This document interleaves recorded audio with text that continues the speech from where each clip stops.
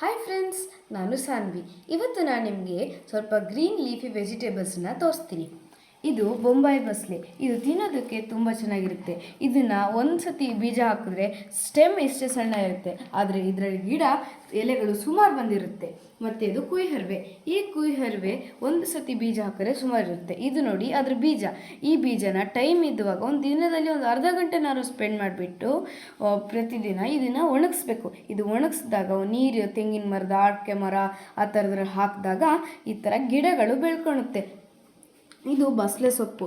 ಇದ್ರ ಗಿಡ ಇನ್ನೂ ನಮ್ಮಮ್ಮ ನಟ್ಟಿದ್ದಾರೆ, ಆದರೆ ಕುಯ್ಯೋಕ್ಕೆ ಇಷ್ಟು ಸಿಕ್ಕುಂಟು ಅಷ್ಟೇ. ಇದು ಹೊನ್ಗಾನೆ ಸೊಪ್ಪು. ಇದು ಕಣ್ಣುಗಳಿಗೆ ತುಂಬ ಒಳ್ಳೆಯದು.